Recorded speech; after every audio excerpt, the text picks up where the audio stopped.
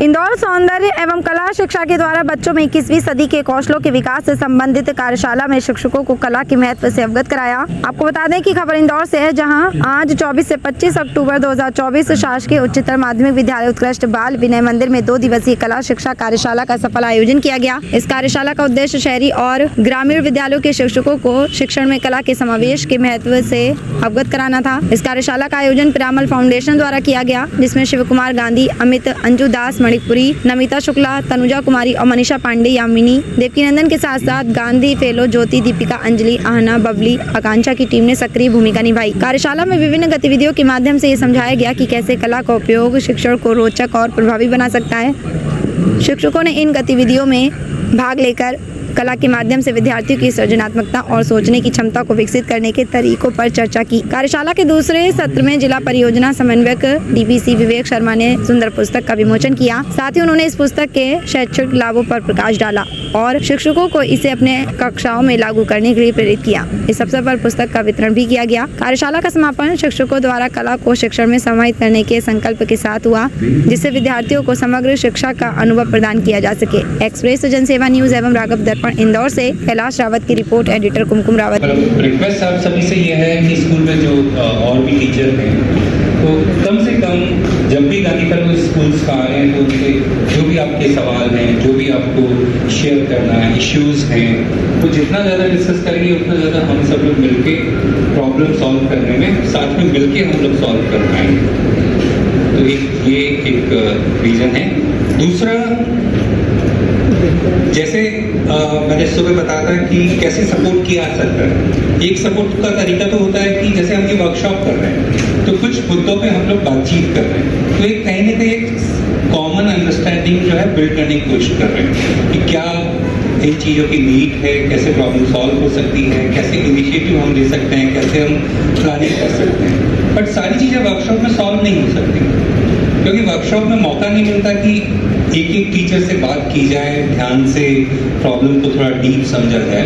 तो वर्कशॉप का मौका है कि इनिशिएट किया जाए चीज़ों को, देन बाकी का काम तो वर्कशॉप के बाद शुरू होगा। तो एक तरीका वर्कशॉप है। दूसरा, स्कूल में जो फेलोज आ रहे हैं वो जब साथ में काम कर रहे हैं, दूसरा तरीका ये है। तीसरा तरीका है कि हम इनपुट जो है कि एक होता है ना मटीरियल, कि जैसे अभी सुबह हमने कुछ एक्टिविटीज़ की, बाहर हमने कुछ थिएटर की एक्टिविटीज़ की, तो अक्सर ये मन में आता है कि अच्छा ऐसा क्या एक्टिविटीज़ है जो बच्चों के साथ जाकर कर सकते हैं। तो एक वो भी सपोर्ट है कि वो नंबर ऑफ एक्टिविटीज़ आपके पास हो कि जिससे कि आप बच्चों के साथ उसको कर सकते हैं।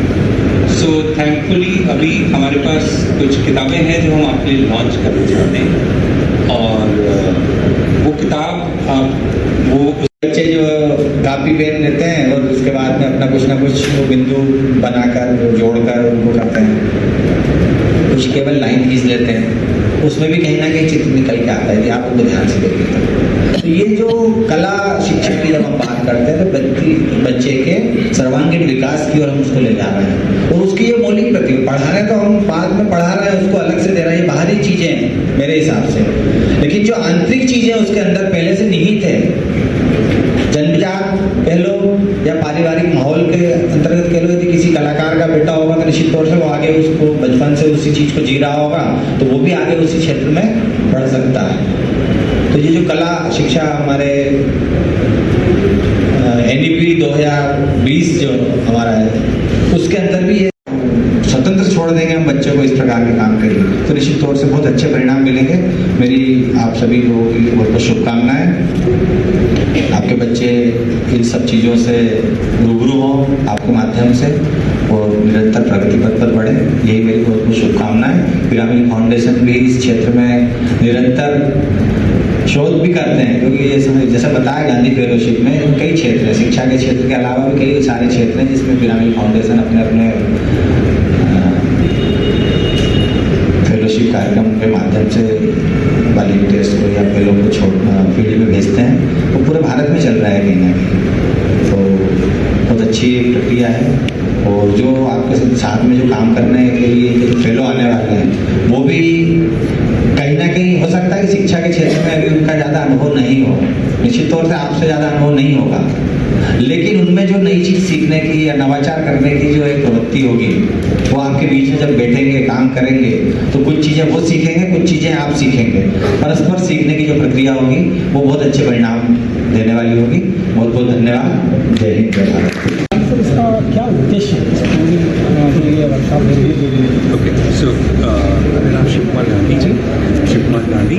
सो यहाँ पे ये जो वर्कशॉप हो रही है, ये इंदौर डिवीज़न के 100 स्कूल के टीचर्स यहाँ पे, और इनके साथ हम सौंदर्य शिक्षा, सौंदर्य कला शिक्षा पर काम करना शुरू कर रहे हैं। इसके पीछे सोच ये है कि बच्चों को बहुत कम स्पेसेस होती हैं जिसमें कि वो अपनी अभिव्यक्ति को साकार रूप दे पाएँ। स्कूल में ऐसी स्पेसेस और ऐसे मौके कम होते हैं जहाँ पे कि बच्चों को अपनी भावनाओं को, अपनी ज़िंदगी की कहानियों को, अपनी सोच विचार को अभिव्यक्त करने का मौका मिलना चाहिए। तो इस वर्कशॉप में हम 2 चीज़ें कर रहे हैं कि कैसे वो स्पेसेस जो है बच्चों के लिए क्रिएट की जाए, और उन स्पेसेस में टीचर किस प्रकार बच्चों को हेल्प कर सकता है, जिसमें कि वो कविता लिखते हुए, चित्र बनाते हुए, कहानी कहते हुए, नाटक करते हुए, या फोटोग्राफी करते हुए, या संगीत है, नृत्य है, इन कला भाषाओं को करना वो सीखे और इनके माध्यम से अपने आप को अभिव्यक्त कर पाए। हमारे संदेश इसमें विभाग कितना सपोर्ट कर रहा है और विभाग क्या आशा भी कर रहा है 2 दिवसीय शिक्षा? पिरामिड फाउंडेशन शिक्षा के क्षेत्र में काफ़ी पहले से काम कर रहा है, और अभी उन्होंने जो नई शिक्षा नीति 2020 के अंतर्गत जो मंशा है कि बच्चे का कौशल विकास किया जाए, उस कौशल विकास की परिकल्पना को लेकर ही कला शिक्षा को शामिल किया गया है। और पिरामिड फाउंडेशन ने हमारे इंदौर जिले के लगभग 100 स्कूलों का चयन किया है, उनको पायलट बेस पे भी कर रहे हैं। आगे इसका विस्तार करने की भी योजना है, और जो इन्होंने मटेरियल तैयार किया है वो भी हमारे शिक्षकों को आज की वर्कशॉप में उपलब्ध कराया गया है। आगे भी ये इसका विस्तार होगा और बड़े पैमाने पर कला शिक्षा को शामिल करते हुए बच्चे का सर्वांगीण विकास करने की जो परिकल्पना है उसको साकार करने के लिए बच्चे को अपने विचार, अभिव्यक्ति और अपनी जो अंदर छुपी हुई प्रतिभाएँ हैं जो पढ़ाई के अलावा है, उन सभी को निखारने का भी प्रयास भी हमारे इस